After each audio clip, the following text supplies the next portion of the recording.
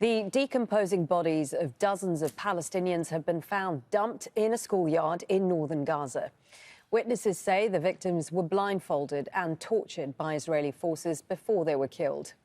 Their bodies were then placed in plastic bags. Tariq Abu Azoum reports from Rafah. A warning: his report contains distressing images. This man is searching bags containing the bodies of Palestinians who had been missing. They were taken away by Israeli forces, and now some of their remains are being discovered near Hamas school in northern Gaza.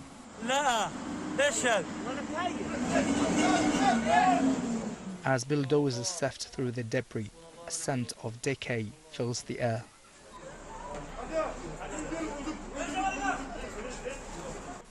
Dozens of bodies have been dumped here. We were shocked to find a mass grave inside the schoolyard. We were shocked to find the dead bodies. Those are Palestinian civilians, blindfolded and handcuffed at the back. The dead bodies were kept inside black plastic bags. Palestinian authorities are calling for an investigation.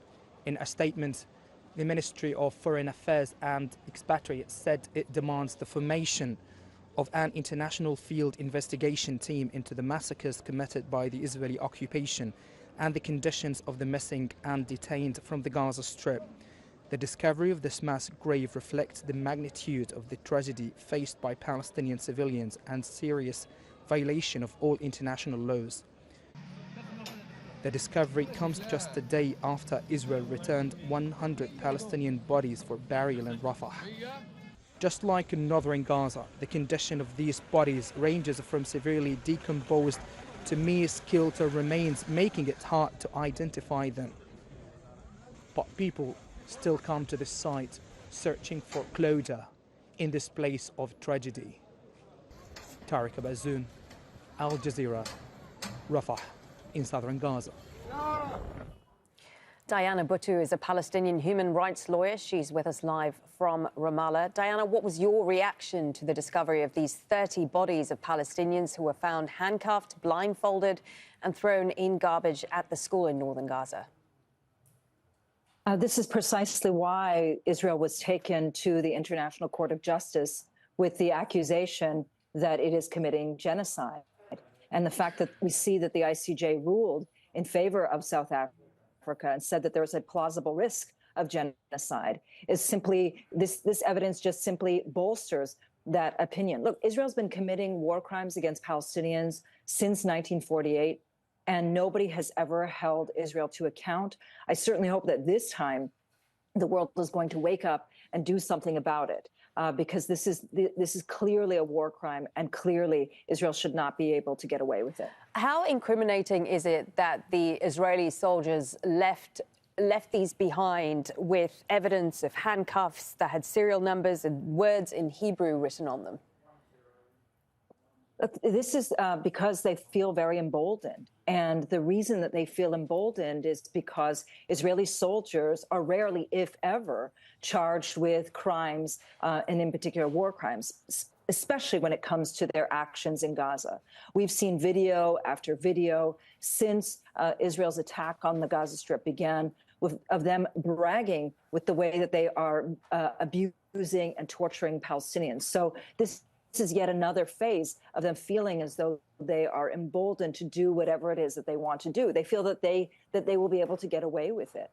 And how critical is it that Palestinians and international organizations document these kinds of atrocities? And if so, how do they go about it in the middle of a war? This is a very important question. This is why the International Court of Justice, in its decision on Friday, indicated that this type of evidence needs to be preserved.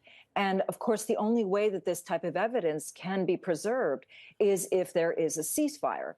What Israel has done instead is it's tried to distract the world. It's tried to come up with spurious allegations against UNRWA and against other organizations as well. And instead of people focusing on this genocide and focusing on these war crimes, instead we see that everybody's turning their heads in a different direction. That's why it's so vital for people to keep their eyes on demanding a ceasefire, to keep their eye on demanding that Israel stop such that this evidence can be preserved. Israel is not above the law and shouldn't be allowed to get away with war crimes and with genocide, as it so far has been able to get away with. Right. And if this information is documented and is able to be preserved, how critical is it going to be? How likely is it going to be that there is some sort of prosecution of the army? I mean, are there any precedents that we can look at? Within Israel, the prosecutions are few and far between and completely and totally insufficient. For example, a few years ago, there was an Israeli soldier who was caught on tape it was recorded as he shot a motionless Palestinian man who was lying down in the street. He shot him in the head and killed him. And that Israeli soldier ended up going to prison for under a year. In fact, when he was released from prison, he was hailed a soldier, with everybody from the prime minister to the former prime minister to others declaring him a hero and having a hero's welcome for him. So I don't have any faith that there will be any prosecutions inside an Israeli court. That said, I do believe that this opens the path for prosecutions internationally. This isn't just a question of going to the ICC, the International Criminal Court, which is itself very political, but it paves the way, because of this ICJ ruling, for countries around the world to prosecute these soldiers and these individuals for the crimes that they have committed, because genocide is not like ordinary crimes. It is the worst of crimes in international law. And this is precisely why the Israelis were fighting the ICJ ruling, why they're trying to distract from the ICJ ruling, and why they continue to not implement the ICJ ruling. OK, I really appreciate your time and perspective. Diana Buttu, Palestinian human rights lawyer, speaking to us there from Ramallah. My pleasure.